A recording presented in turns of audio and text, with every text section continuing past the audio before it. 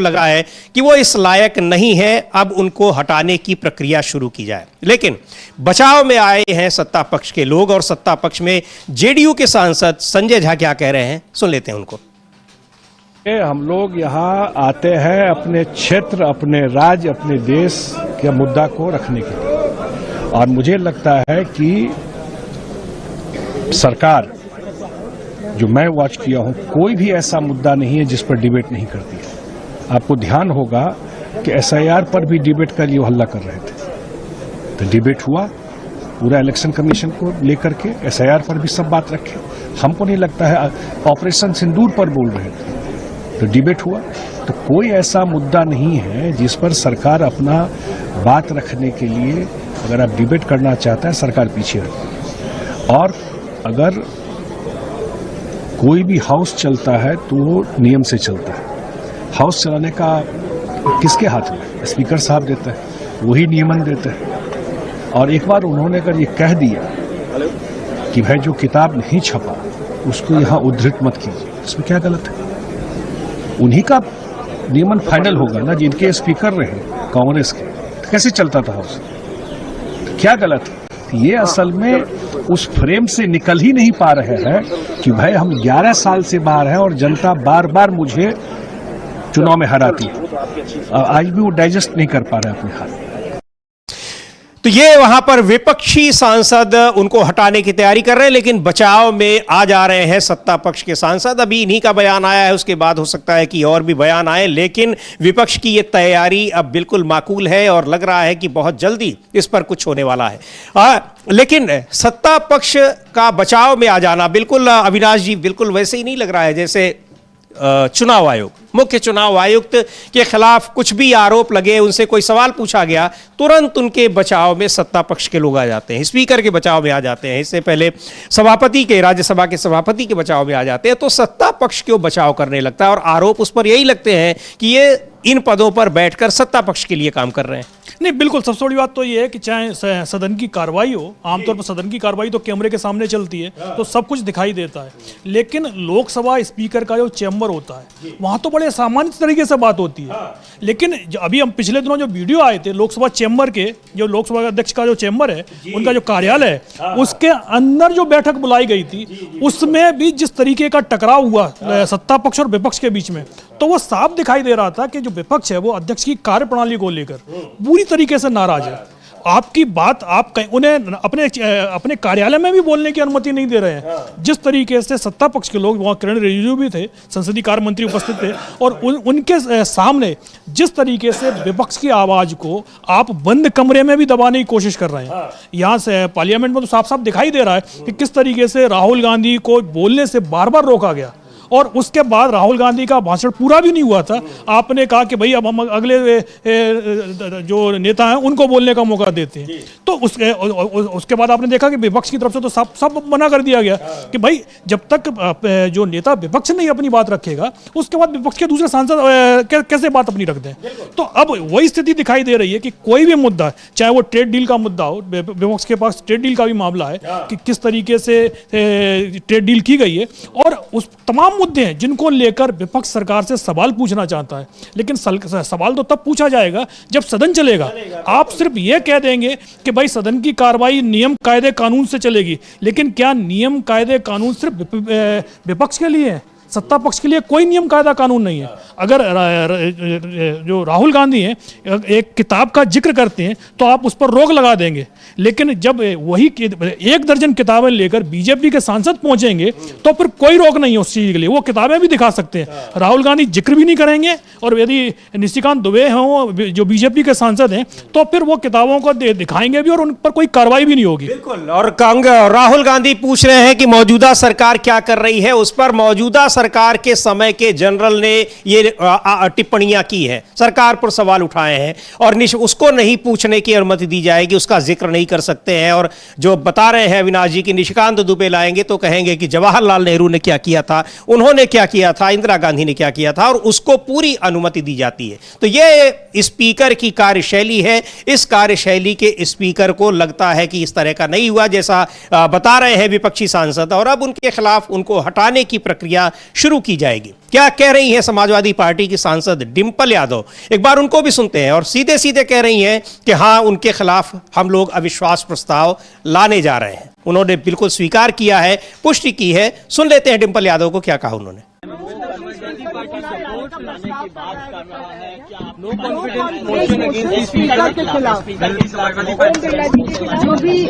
जो भी India bloc के लीडर्स, बड़े लीडर्स डिसाइड करेंगे, आई थिंक सारे opposition parties will stick to it. Speaker की भूमिका को तो यहां पर पूरा इंडिया ब्लॉक, इंडिया गठबंधन एक साथ है, सारी पार्टियां एक साथ है। और चूंकि सारे सदस्यों के साथ वही व्यवहार हो रहा है, वहां किसी को बोलने नहीं दिया जा रहा है, महत्वपूर्ण विषयों पर चर्चा की मांग होती है।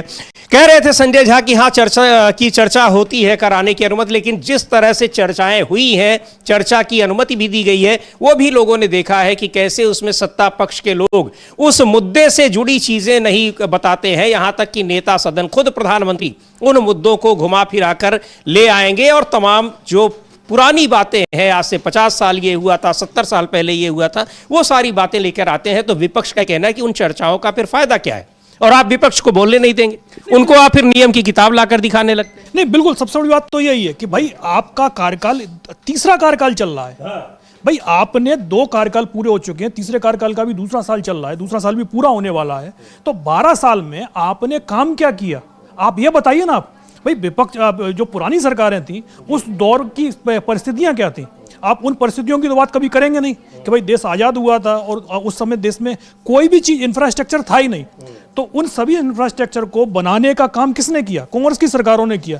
आज आप तो उन सब चीज़ों को बेचने में लगे हुए हैं। तो ये इस चीज़ के बारे में आप कोई बात नहीं रखेंगे और तमाम दूसरे मुद्दे ले आएंगे। लेकिन सवाल ये हो रहा है कि इस समय जो आपकी सरकार जो काम कर रही है, उस पर विपक्ष सवाल पूछ रहा है। कोई भी मुद्दा हो, चाहे जैसे ट्रेड डील का मुद्दा तो चल ही रहा है इस समय, तमाम ऐसे मुद्दे हैं जिनको लेकर राहुल गांधी ने राष्ट्रीय सुरक्षा का मुद्दा उठाया, जो 4 साल पहले चीन के साथ में 5 साल पहले जो मुठभेड़ हुई थी, उसको लेकर सवाल किए, तो आप बोलने नहीं दे रहे हैं। भाई आपकी सरकार ने जो भी कुछ जनरल नरवणे ने लिखा है, और वो किताब भले ही मार्केट में सीधा उपलब्ध नहीं हो, लेकिन वो किताब छपी है। इस चीज़ की तो सरकार भी के लोग भी मानते हैं कि भाई वो किताब छपी है और नरवणे ने ही वो सब चीज़ें लिखी हुई हैं।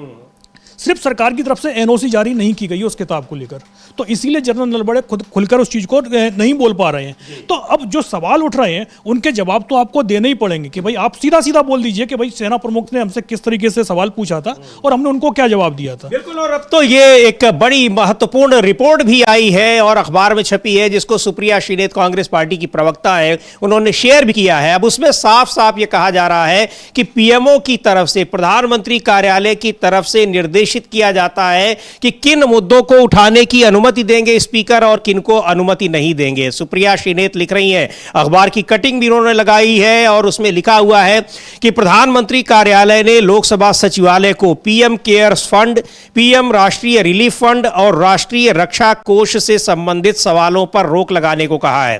तो अब संसद भी सरकार से सवाल नहीं कर सकती कि हमारे लाखों करोड़ रुपए कहां और कैसे खर्च हो रहे हैं। कमाल ही है। और ये रिपोर्ट्स आई हुई है, अखबार की छपी हुई है, उसकी कटिंग भी उन्होंने लगाई है। यानी पूरी तरीके से ये बात स्पष्ट हो रही है कि किन मुद्दों को संसद के सदस्यों को उठाने की अनुमति दी जाएगी, किसको नहीं दी जाएगी। कई बार कई सांसदों ने यह शिकायत की है कि हमने जनहित से जुड़े मुद्दों को उठाने की बात की है, वहां पर अपना एप्लीकेशन दिया है, लेकिन हमारे सवालों को लिया नहीं जाता है। तो ये इस तरीके के इंस्ट्रक्शंस वहां से आ रहे हैं। यानी अभी तक जो कहा जाता था कि अखबारों को, मीडिया को किस पर बहस करनी है, किन खबरों पर आर्टिकल लिखना है, निर्देशित किया जा रहा था, अब संसद को भी पीएमओ से निर्देशित किया जा रहा है कि सांसद किस मुद्दे पर सवाल पूछ सकते हैं और किस पर नहीं पूछ सकते। नहीं, बिल्कुल। पहले तो स्थिति ये होती थी कि मीडिया में यदि कोई खबर आ जाती थी और उस पर संसद में चर्चा हो जाती थी, लेकिन आज कितने भी बड़े खुलासे हो जाएं, और अब जिस तरीके से ये जो रिपोर्ट आई है कि प्रधानमंत्री से जुड़े हुए मुद्दों पर आप कोई सवाल ही नहीं उठा सकते, चाहे वो कोई भी मुद्दा हो, चाहे पीएम केयर्स फंड का मुद्दा हो या राष्ट्रीय सुरक्षा से जुड़े हुए तमाम मुद्दे हों, जबकि इन सभी विषयों पर चर्चाएं होती रही हैं सदन के अंदर। लेकिन क्योंकि अब जिस इस तरीके की यदि रिपोर्टें आ रही हैं, तो फिर साफ साफ आप जिस चीज़ को छुपाने की कोशिश करेंगे तो सीधा सीधा जनता के मन में यही सवाल उठते हैं कि इन्हें छुपाया क्यों जा रहा है। भाई अगर कोई घोटाला नहीं हुआ है, तो फिर आपको चर्चा पर सवाल का जवाब देने में दिक्कत क्या है?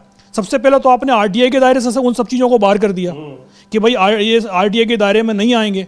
पीएम केयर फंड्स जो बनाया गया वो इसीलिए बनाया गया कि ताकि भाई जवाब ना देना पड़ जाए। तो तमाम ऐसे मुद्दे हैं जिनको लेकर विपक्ष सवाल पूछ रहा है, और जिस तरीके से स्पीकर के खिलाफ अविश्वास प्रस्ताव का मुद्दा चल रहा है कि विपक्ष अविश्वास प्रस्ताव लेके आ रहा है और बजट सत्र में ही वो अविश्वास प्रस्ताव आएगा, और जैसे ही अविश्वास प्रस्ताव स्वीकार होगा लोकसभा अध्यक्ष का जो अधिकार होते हैं वो सीमित हो जाते हैं। फिर जब तक अविश्वास प्रस्ताव पर वोटिंग नहीं हो जाएगी तब तक वो चेयर पर भी नहीं बैठ सकते। तो यही है कि अविश्वास, क्योंकि अभी तो ज़्यादा दिन बचे भी नहीं है, 3-4 दिन का समय ही बचा हुआ है, तो अविश्वास प्रस्ताव अगर नोटिस भी दिया जाता है तो संभवतः अभी 13 तारीख तक तो स्वीकार नहीं होगा। वो बजट सत्र का जो दूसरा हिस्सा है होली के बाद मार्च में स्टार्ट होगा, उसी में यूँ अविश्वास प्रस्ताव पर जो भी फैसला होगा संभवतः आमतौर पर तो ये होता है कि हम देख रहे हैं कि अविश्वास प्रस्ताव को स्वीकार ही नहीं किया जा रहा है। जिस तरीके से राज्यसभा में हुआ था, विपक्ष ने जगदीप धनखड़ के खिलाफ अविश्वास प्रस्ताव का नोटिस दिया था, 55 से ज़्यादा सांसदों ने सिग्नेचर किए थे, लेकिन वो प्रस्ताव स्वीकार नहीं किया गया था। तो सबसे बड़ी बात तो ये है कि लोकसभा अध्यक्ष के खिलाफ अविश्वास प्रस्ताव आएगा, क्योंकि 10% सांसद चाहिए, वो तो उससे ज़्यादा सांसद तो कांग्रेस के पास में ही है। तो अविश्वास प्रस्ताव पहली बात तो ये स्वीकार करेंगे कि नहीं करेंगे भाई, क्योंकि स्पीकर ने यदि अविश्वास प्रस्ताव स्वीकार कर लिया तो फिर बहस होगी, उसमें तो आप रोक भी नहीं सकते क्योंकि आप कुर्सी पर ही नहीं होंगे, सीधा सा, और आपके खिलाफ ही बहस होगी। जो विपक्ष के सांसद हैं उनकी तरफ से जो रखा जाएगा निशाने पर लोकसभा अध्यक्ष ही होंगे। तो ऐसे में सबसे बड़ा सवाल तो ये है कि क्या लोकसभा अध्यक्ष उस प्रस्ताव को स्वीकार करेंगे कि नहीं करेंगे, क्योंकि निशाने पर वही है। और बार बार ये सवाल उठ रहा है कि विपक्ष के सदस्यों को बोलने नहीं देते हैं। और अभी थोड़ी देर पहले ही डिंपल यादव ने, समाजवादी पार्टी की सांसद हैं, उन्होंने भी मीडिया से बातचीत में कहा है कि विपक्ष के नेता जब बोलते हैं हमारा माइक बंद कर दिया जाता है, हमें बोलने नहीं दिया जाता है, जरूरी मुद्दों पर हमारे सवाल नहीं लिए जाते हैं जिनके लिखित में जवाब देने होते हैं। तो ये इस तरह की कार्यशैली अपना रहे हैं स्पीकर ओम बिरला। और अब जो रिपोर्ट आई है जिसका जिक्र अभी थोड़ी देर पहले हमने किया, सुप्रिया श्रीनेत ने उसको लेकर ट्वीट किया है कि सारा कुछ पीएमओ निर्देशित कर रहा है कि आप किन सवालों को लेंगे, किन सवालों को नहीं लेंगे, विपक्ष के सांसद किन सवालों को पूछ सकते हैं, किनको नहीं पूछ सकते हैं, और किसको आप कितना बोलने का समय देंगे। ये सारी चीजें निर्धारित की जानी है स्पीकर की तरफ से, लेकिन ये इनके लिए इंस्ट्रक्शंस, इसके लिए निर्देश आ रहे हैं प्रधानमंत्री कार्यालय से, तो फिर कैसे इसको निष्पक्ष समझा जाए। और बजट की जहां तक बात है, बजट को लेकर भी कई तरह के सवाल उठ रहे हैं और बजट को लेकर बहुत निशाना साधा है गंभीर तौर से, और बीजेपी के भीतर ही किस तरीके से पार्टी बंदी चल रही है, गिरोह बंदी चल रही है, उसको लेकर समाजवादी पार्टी के नेता अखिलेश यादव ने क्या कुछ कहा है बजट को लेकर भी, और पार्टी के भीतर चल रही जो राजनीतिक उथल पुथल है उसको लेकर। सुनते हैं अखिलेश यादव को। बजट का हलवा जो बना था वो ज्यादा किसको मिला? आज समय यह है कि 18 बढ़ाए के शून्य, 18 बढ़ाए के शून्य, और जो बजट का हलवा बनता है उसका शेयर ज्यादा किसको मिला है। और बजट पे चर्चा इसलिए होनी चाहिए कि किसान के लिए सब रास्ते खोल दिए हैं। अब किसान करेगा क्या?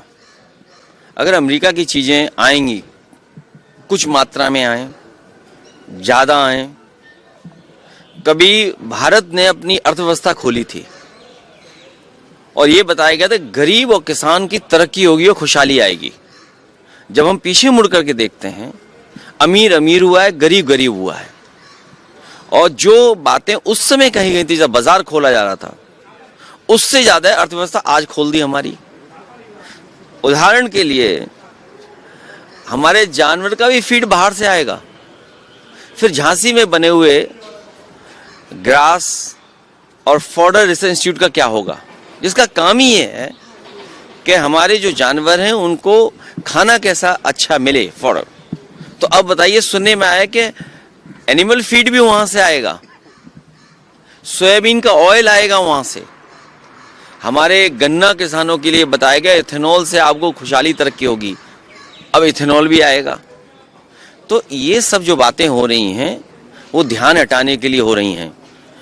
ये जहाँ सत्यमेव जयते लिखा है, यहाँ राष्ट्रपिता महात्मा गांधी जी का प्रतिमा थी, राष्ट्रपिता महात्मा गांधी पीछे पहुंचा दिए गए। और राष्ट्रपिता महात्मा गांधी जी केवल एक बार मिले इनसे, उसके बाद दोबारा नहीं मिले।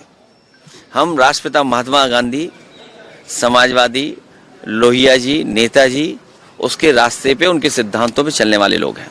और बाबा साहब भीमराव अम्बेडकर जी का संविधान बचे, सुरक्षित हो, उसके माध्यम से हक मिले, सम्मान मिले, उस रास्ते पे चलना चाहते हैं। तो यहाँ इसको लेकर जो डील हुई है उस पर सवाल उठा रहे हैं, और किस तरह से बजट में किसको क्या मिला है ये भी बड़ा सवाल है। और जो शुरू में ही हम लोगों ने बात की, अविनाश जी ने बताया कि जो चुनावी राज्य हैं उनको तो काफ़ी कुछ दिया गया है, जहाँ चुनाव नहीं है वहाँ कुछ नहीं मिला है। तो बजट में पैसे का एलोकेशन भी इस तरीके से होता है कि कहाँ चुनावी फायदा लिया जाना है।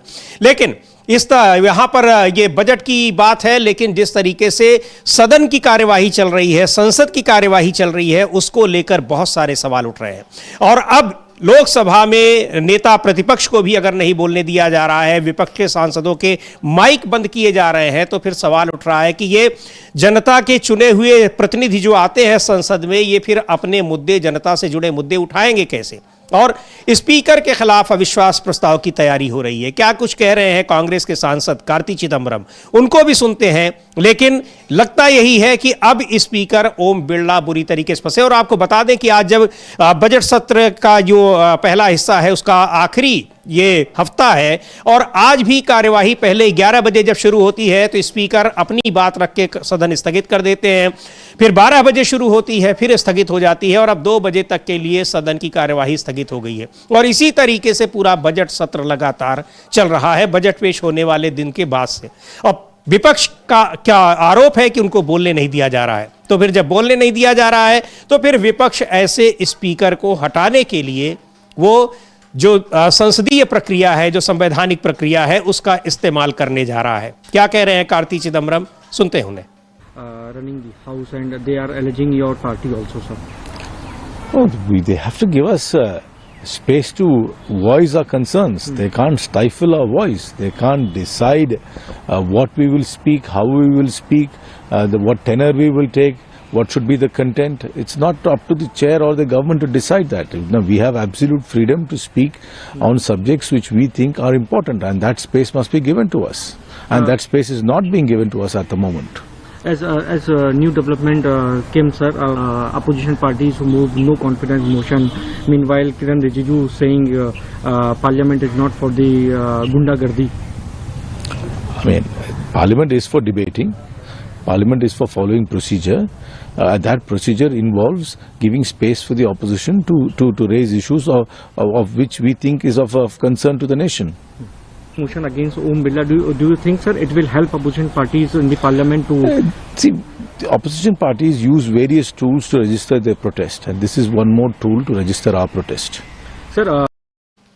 तो सीधे कह रहे हैं कि ये भी हमारे विरोध का एक तरीका है, और हम सारे तरीके इस्तेमाल करेंगे विरोध के जो संविधान ने दिए हैं, जो हमारे पास अधिकार है। और विरोध क्यों नहीं करेंगे? इसलिए करेंगे क्योंकि हमको जनता ने चुनकर भेजा है, लेकिन जनता से जुड़े मुद्दे हम यहाँ पर उठाने ही नहीं पा रहे हैं। वहाँ केवल और केवल सरकार के लोग सरकार का पक्ष रख रहे हैं, और स्पीकर उनको ऐसा करने का मौका दे रहे हैं।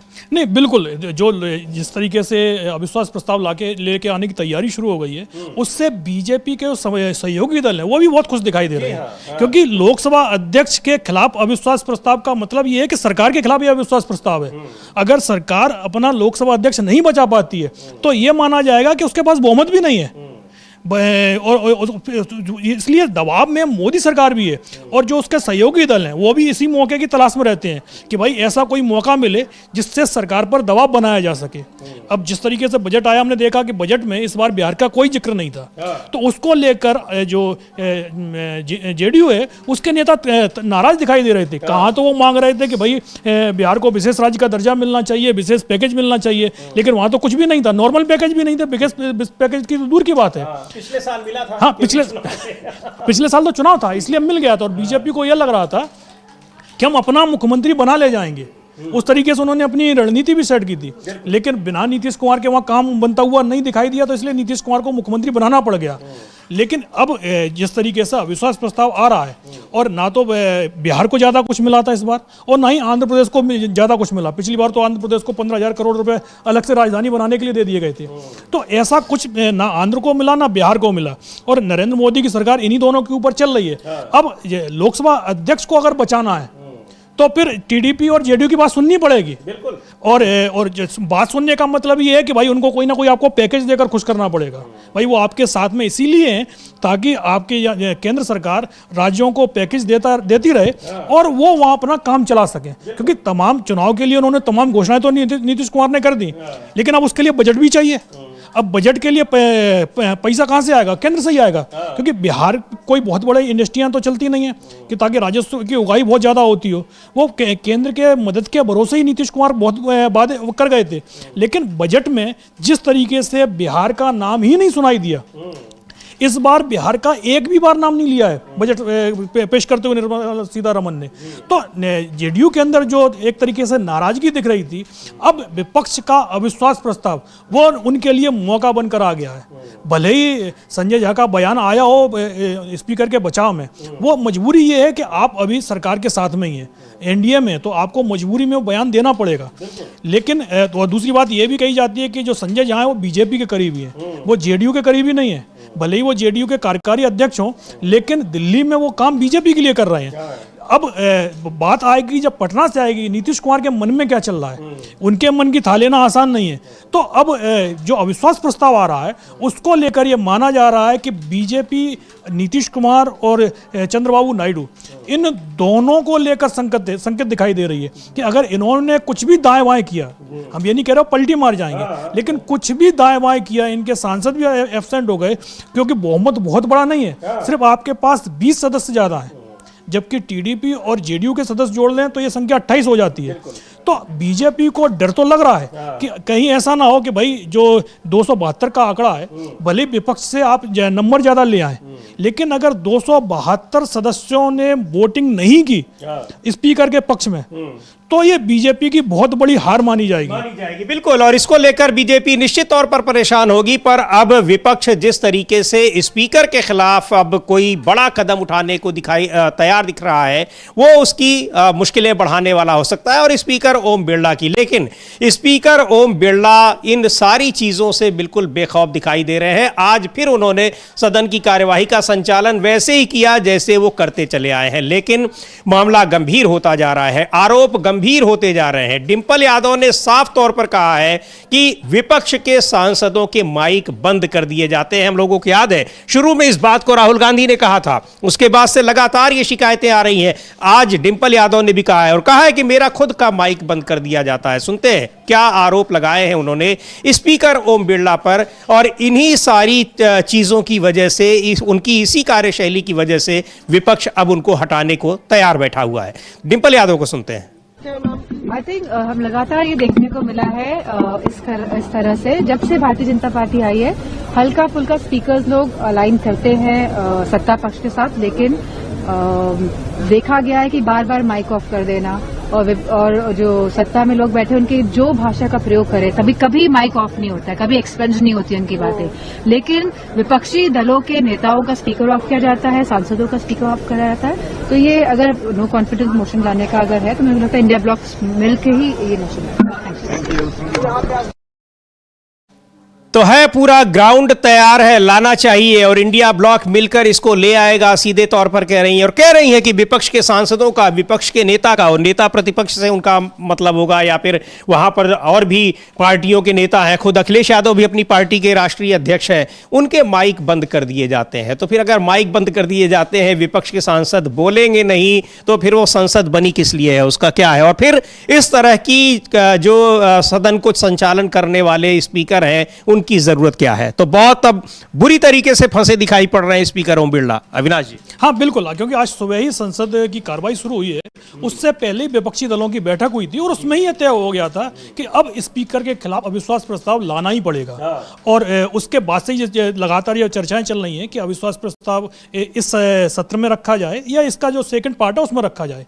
और लेकिन ये तो क्लियर हो गया है कि अविश्वास प्रस्ताव आना ही है। और दूसरा, जिस तरीके से डिंपल यादव बोली कि हमारा भी माइक बंद कर दिया जाता है, वहाँ माइक ही बंद नहीं होता है। अगर विपक्ष का नेता कोई बात रख रहा हो तो फिर जो कैमरे का फेस होता है वो उस नेता के ऊपर नहीं होता, वो तो स्पीकर साहब की ओर होता है, वो स्पीकर साहब की तरफ होता है फेस। अगर विपक्ष का कोई नेता कुछ भी बोल रहा हो, अगर विपक्ष की जो सांसद हैं वो कोई मुद्दा रख रहे हो या कोई नारेबाजी कर रहे हो, तब भी जो एक तो माइक बंद रहता है और दूसरा कैमरे में उस समय स्पीकर ही चल रहे होते हैं। लेकिन अगर सत्ता पक्ष की तरफ से कोई सवाल उठ रहा हो तो हम देखते हैं कि वो जो माइक होता है, बोल तो विपक्ष का नेता रहा है, लेकिन अगर वहां से कुछ आवाज उठ रही है तो माइक भी सत्ता पक्ष की तरफ ही चला जाता है। तो आपका माइक भी बंद होगा, आप कैमरे में भी नहीं आएंगे। और दूसरी बात यह कि यदि आप बोलने के लिए भी खड़े होंगे तो फिर आप क्या बोलेंगे ये भी स्पीकर और सत्ता पक्ष तय करेगा कि भाई हमको ये चीज नहीं सुननी है तो हम आपको ये बोलने भी नहीं देंगे।